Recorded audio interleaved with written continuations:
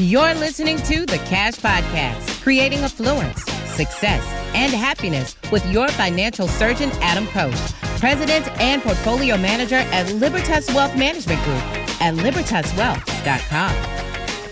All right, everyone. I'm here with Traci Martinez, veteran litigation and employment attorney at Squire, Patton, Boggs.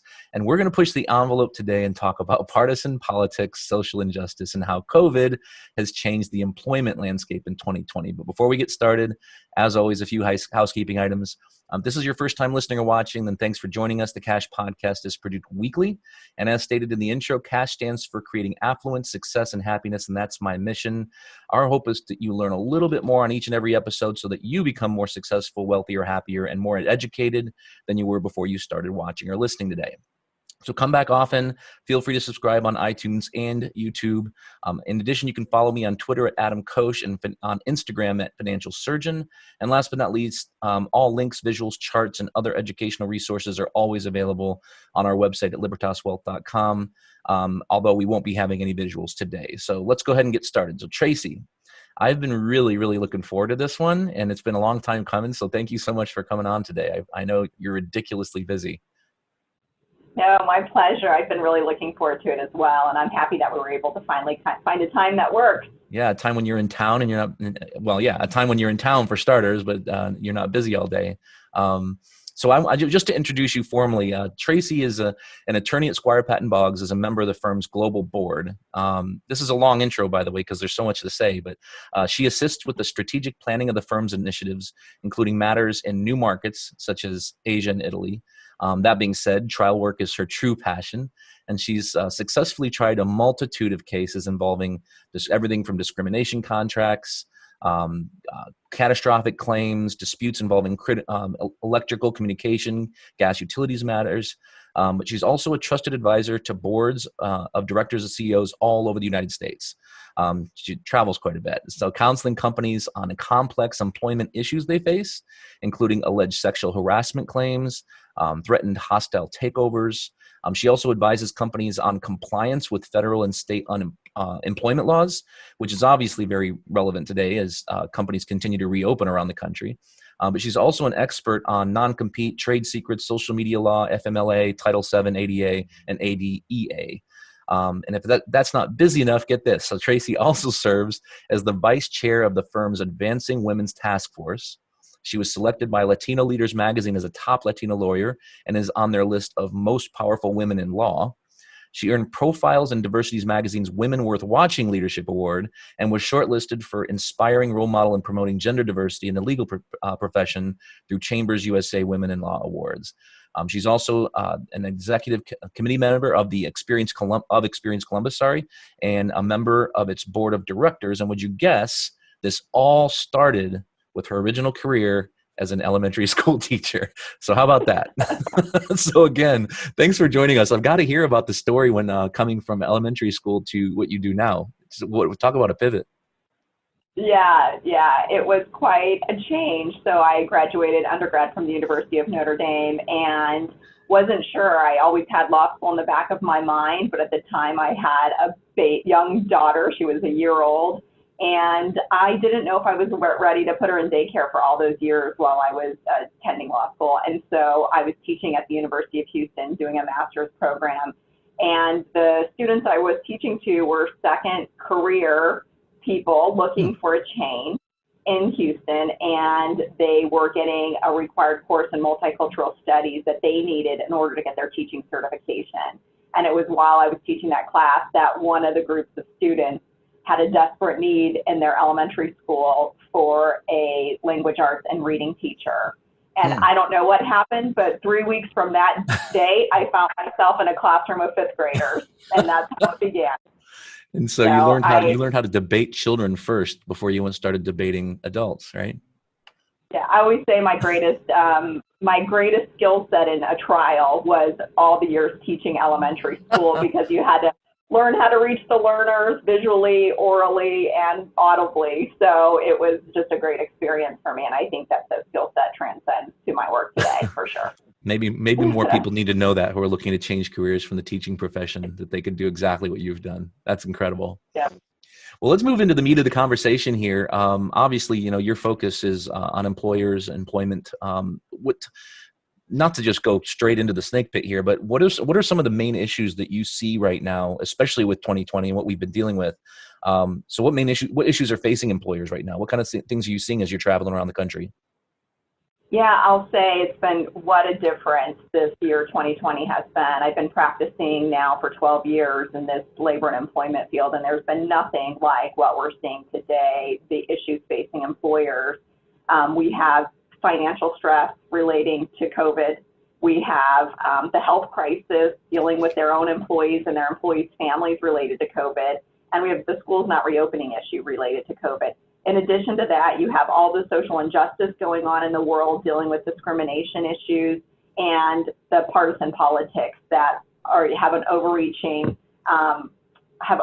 implications both for employees personally, but then also for the employers at the workplace. So I just don't know if we'll ever see a time where there are so many issues facing employers with not only just how do I stay financially viable, but how do I deal with employees who are also having so many issues that they're facing both personally and professionally. Quite a time we are in. Right? It seems like they're surrounded and being hit from all angles here. They sure are. I mean, when we started with the COVID pandemic, when it first hit us in March, initially it was closing doors immediately, learning how to be flexible with employees teleworking, dealing with lots of layoffs and unemployment issues, and employers were, really calling us to counsel on how do we make this the softest landing as we possibly can for our employees, because ultimately the goal was to bring them back. And I think when that first close down happened, everybody thought this is going to last like a couple weeks or 3 weeks. Right. That's what we kept hearing. And then not before long, we realized it's going to take much longer than that. And so with the unemployment and putting people on furlough with things not reopening, now our shift has completely been to whether or not some of these temporary layoffs are going to be turning into permanent layoffs. Yeah, that's what we thought here too. We every appointment we had in March and April was canceled. All of our clients canceled their appointments with rare exception. A couple of people out of state who were used to Zoom as it was, but everybody would say, let's just reschedule for some time when the dust settles in, May, or June. And then the dust just didn't settle, so it's been interesting. It has been. Yeah, I think that too now, then we dealt with a lot of the PPP loans and trying to get funds infused so that we could bring employees back and making sure that we maintained all the things that they needed in order to make sure that they get the reimbursement from the loans that they took. And then once we started to reopen, then it focused completely on how do we do that? How do we keep our employees safe? How do we not get sued as a result of those things? Right. And how do we manage employees who are just flat out afraid to come back into work? Can they maintain unemployment? What do we have to do? Can we rehire and replace that person if they're unable to come back? And it's just been a whole litany of issues as we tried to reopen, and we've seen various degrees of that all across the United States. That makes sense why you've been so busy then. Yes, definitely. Well, let's talk about some of the legal concerns that have come out of all these issues. Everything, you can talk about COVID, the social injustice stuff, the partisan politics. I'd love to hear about all of it.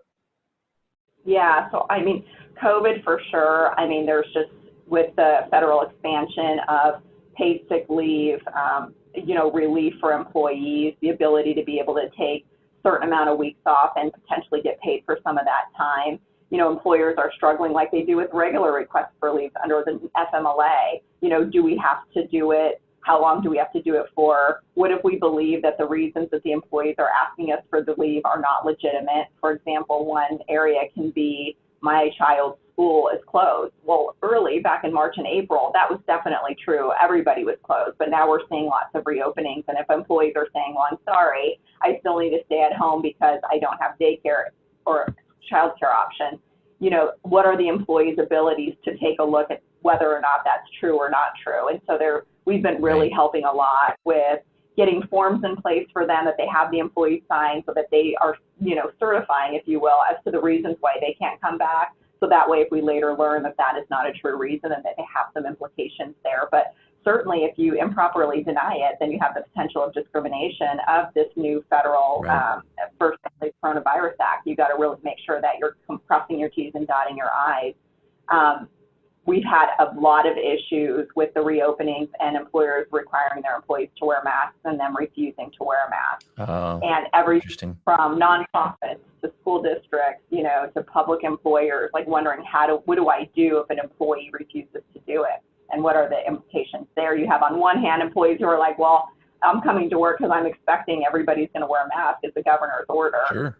Versus the employees saying, you know, this is my right. I don't want to wear it, for whatever reason. So we have instituted a lot of terminations for employees refusing to wear masks, but really. Interesting. Yeah. So that is grounds for termination in many cases? Yeah, I mean, so we have a governor's order in place that when you're in a place, you know, you're in public, you certainly need to be wearing a mask. And so we had my most recent situation was an employer who, if you're in your own space, nobody's around you, you know, you don't have to wear it. But as soon as you enter into a space where there's another worker, both parties have to wear a mask. And in this situation, it was in a company vehicle. And the employee absolutely refused. He had a coworker in the car with him. And so unfortunately, we had to make the decision to terminate that employee because of, you know, violating the governor's order and the employer's policies right now. Are they generally providing warnings, you know, where it's say, okay, one strike here, don't do it again kind of thing? Or is it like, hey, if you're caught doing this, it's too dangerous, you're out? Yeah, it depends. It depends on the employee and what the circumstance was. In that circumstance, they offered them to each get into their own vehicles, and they refused to do that as well. And so given that, they just moved to immediate termination. But certainly in some instances, you would give the warning, give the employee the opportunity. I mean, sometimes they just forget, you know, which is understandable. But, you know, case by case basis, but certainly an issue because it affects not only the health of that individual person, but then the employer has to be worried about all the employees and customers and everybody who's coming on site. And it's interesting, you mentioned earlier about the schools and, you know, people working with kids at home, well, with homeschooling kids, because, you know, I've always wondered, how is this going to work? Even before businesses reopen, you know, how is this going to work where you've got either a working family or single mom, single dad, or, you know, again, a married couple both work and either A, they can't find, or B, they can't afford childcare. Then it's this combination of who's going to teach the kids if the schools aren't open. And then, you know, it just seems tough to deal with these issues, I guess. And obviously you're looking at things from the lens of working, right? The employees and the employers. But what have you seen kind of across the board or across the country in terms of what have most people been able to work something out with the employees so that they can stay at home? Or is there a percentage? Whereas or are most people kind of stuck in the dirt and having to work things out and find a new job? Which kind of been the consensus? Yeah, I would say where employers are able to be flexible. We'll talk probably here at the end about some of the, you know, positives that maybe we can find out of the crises, all of them that we're currently facing, this being a huge one, that's dealing with the child care. And, you know, it transcends gender issues too, because typically women take on more of the child care responsibilities. As part of my role with the Advancing Women's Task Force within the firm. We have done listening sessions now. We just completed them yesterday in all 40 plus of our offices around the world, inviting each office to come in and tell us what's going on with their childcare issues. The overarching theme across the globe was there is no predictability as to what it's going to be. I mean, I had a colleague that was in our Cincinnati office who shared on one of our calls that as of, you know, last Friday, they thought that schools were going to be all their kids were going to be in 5 days a week. And then on Monday, they pulled the rug out and they're going to be remote at least for 3 weeks. And then they're going to try to go to a hybrid approach. And so he was telling me, my wife's a pharmacist. I do this job as a lawyer. You know, we need to know, like, either we have to get childcare or we don't. And so the cost associated with that can vary greatly. And so that was the overarching thing. But I will say in response to your question, it really depends on what type of workplace it is. I mean, if you have somebody who is producing a product and that person is the key person on that chain, they have to have a body there. And so those instances where the employee can't come in and they've exhausted all of their leave, they have no more of the federal expansion leave available. Right. The employer is faced with the decision as to whether or not they can continue employment for that employee. So it's just a tough situation. But I will say, for the most part, if the flexibility is there, the employers are trying to be as flexible as possible, understanding that this is no doing of anybody on their own. It's just a result of what's happening. So speaking to that, the whole mention to your colleague in Cincinnati, I was literally talking to somebody yesterday who's a teacher here in Columbus who was planning for homeschooling, teaching your kids remotely. And then they called an emergency meeting in last Tuesday and said, "Hey, you have 3 days. We're going to class." And it's like, well, geez, I usually have 3 weeks to plan for this, and now I have to plan in 3 days. Yeah. So yeah. Well, let's talk about some of the social injustice stuff, because that's really interesting and new. Actually, I shouldn't say new. That's probably not accurate at all, actually, but different, I guess, and maybe a little bit more prevalent this year with everything going on with BLM. Yes. I think that of course, nobody could have predicted that as well. And it's an interesting time where a lot of employers have their employees at home. And so social injustice activity, both online and in the workplace, is really heightened. I happen to be fortunate to be working in the Huntington Center in Columbus, Ohio, that overlooks our state house. And so I'm able to be a part of really everything that's going on every day. Since the George Floyd incident, we have been able to watch everybody come out, see what's going on, see all the paintings that have gone up. But I think for employers, it's certainly a challenging time. But it's also a time that I think that we could really also use this as a positive and really have an open discussion about race in the workplace. And certainly as a firm, that's exactly what we're trying to do. There's no workplace that's perfect. These are systemic issues that have been in place long before you and I were probably ever working, Right. So, I think, though, that there is a sharp divide. What we're hearing a lot from the employer side is there's really kind of two camps. You have those that really believe in the Black Lives Matter, and then you have those that believe in the All Lives Matter. And while there are a lot of overlapping interests there, both wanting to protect and preserve life and justice for all of those lives, whether or not there should be a targeted focus on just Black Lives Matter or if it should be All Lives Matter.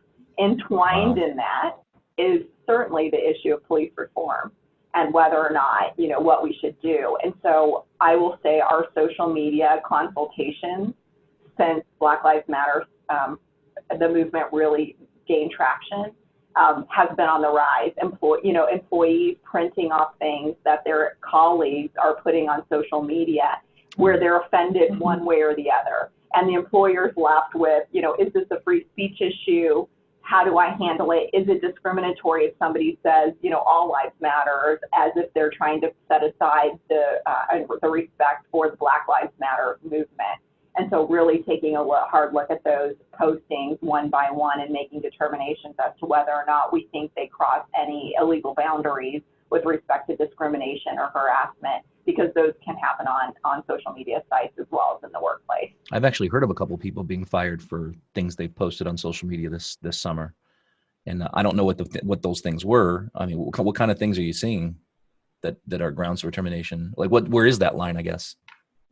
So there have been some really egregious postings that there's no question. I mean, I hate to even say what they are. Okay. You don't have to say it. They're so egregious, where people really are taking a stance against Black Lives Matter. And so to me, those are clearly discriminatory. And like the opportunity for organizations is really to take a look at their diversity and inclusion, whether or not they have a culture that really fosters that. And this is an opportunity to see if you have employees who don't, that they can make some changes so long as they can do so within the bounds of the law. But it has been pretty easy for me, honestly, to be able to say this is definitely crossing the line. For those that are just participating in the movements that are going around, I would say absolutely not. And almost you want to encourage some of those activities as well, because you want your employees to be participants in whatever's going on in their communities, especially if it's something that can result in good. Right. So it hasn't been, yeah. I think for employees, I think the hard one is when there's just a differing of opinion, not illegal, not, it's just a differing of opinion. And how do you bring those employees together without creating a divisive workplace? That's really the challenge.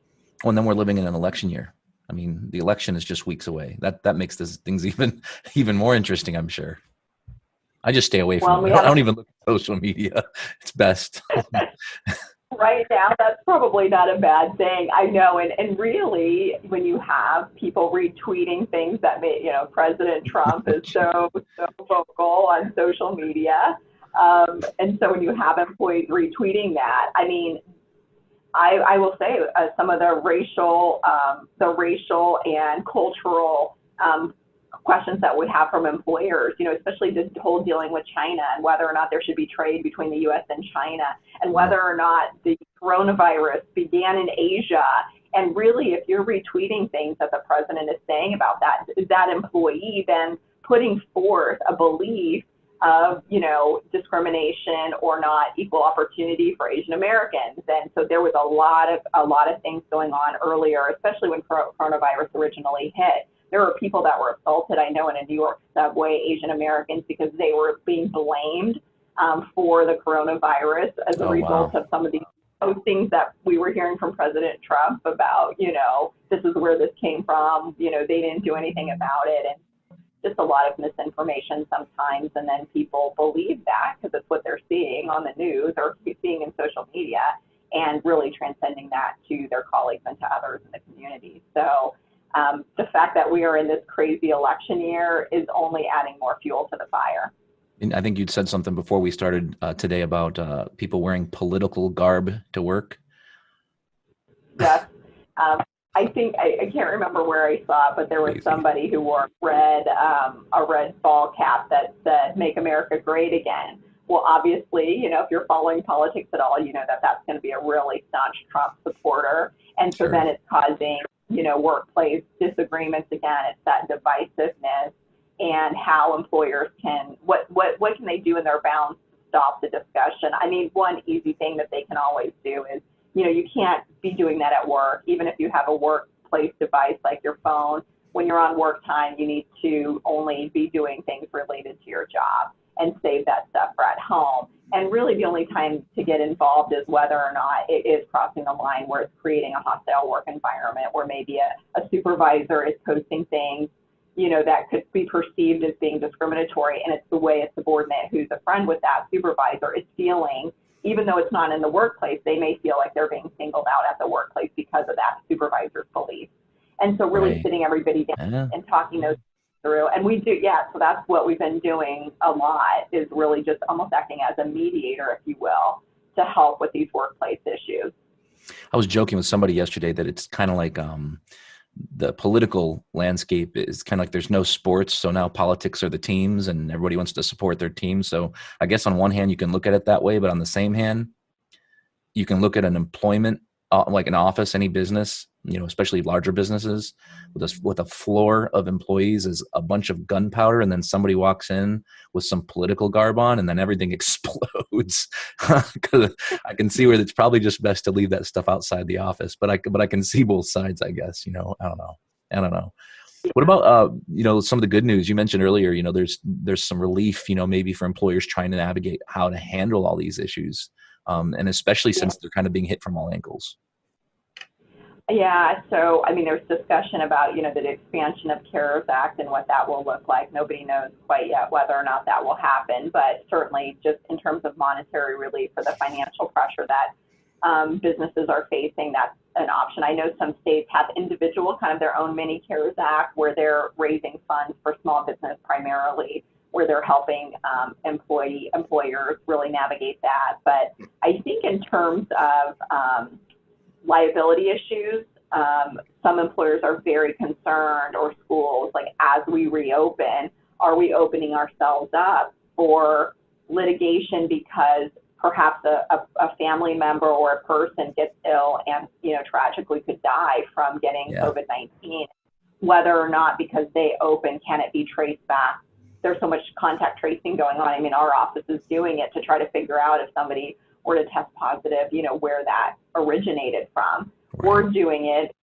The purpose behind it is really just to make sure you can inform others that they may have been exposed. But the flip side of that is people saying, well, then I know I had to get it here, and whether, is that dinner, at a restaurant, is that restaurant now open up to liability? So there's been a lot of discussion in Congress and across the states to implement immunity liability legislation. Okay.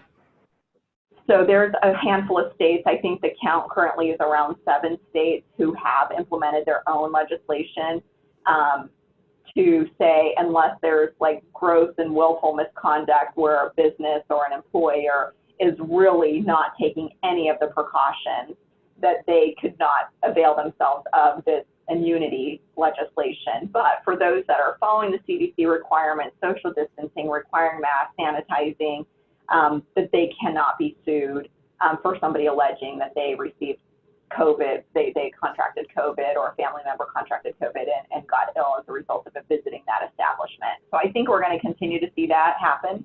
Good. Which is some relief for employers and schools. Most states have already implemented for healthcare workers because of the nature of their sure. business. Yeah, that makes sense. But outside of that, I think, I'm a half glass full kind of person. And I do think, especially with respect to the workplace, there's so many positive things that can come out of what we've had to deal with. As a law firm, never before would I have ever guessed that our lawyers would ever have the opportunity to work from home. I mean, it really was about crazy. Being in the office, print, you have your paper, you have witnesses, you're going to trial. How could you ever do any of that remotely? Right. And let me tell you, it's happening remotely. I mean, I've done hearings and depositions and everything remotely. And really, so a hearing has been done remotely? Full hearing. I had a full one-day hearing. Wow. Where we had 7 witnesses, direct exam, cross exam. We had the hearing officer, and we were all in a different location doing it all electronically. That's incredible. Yeah, it really is. Maybe you won't have to travel so much. I don't. I know. I've had my least travel that I've ever had in like 10 years. It's been great. Your electric bill's going to go up, though, It already has. It already has. I think for employers, though, it's going to be such a benefit to employees, especially as we talked about the childcare issues and really making that cultural shift where women are primary caregivers. When you have such flexibility like that, where you can navigate working from home and partial work from work, it's opening up opportunities that people just didn't see before. In addition to just decreasing your rental space that you may have to increase, or decrease the amount of expense that you have as a workplace. For sure. So I think that there's going to be a lot of positives as we're forced to think differently about what work looks like. Yeah, everything's going to change, or obviously everything's already changed, but I think that we're going to come out on the other side of this. It's going to look different, but we're going to be just as a great of a country as we always have, I think. And I think maybe 5 years from now, we'll be looking back at this kind of telling stories and joking to a certain extent about what we did and how that all worked out. And I mean, I think there's still some left to come yet, right? But we'll see. Yeah, we'll see. I know a friend of mine, she always says, everything's different and nothing's the same. And I'm like, that's the quote of the year. Right? Quote of the year. Everything's different, nothing's the same. I saw also a really cool gift. It was a candle that's in the shape of a trash can, and it's 2020. And so you're supposed to send it out to all your friends, and you can put little, put everything that happened in 2020 and just like your candle that's already in the trash. That's that's the perfect gift. That is. I think that's all we need. just skip a year. It didn't happen. Yeah.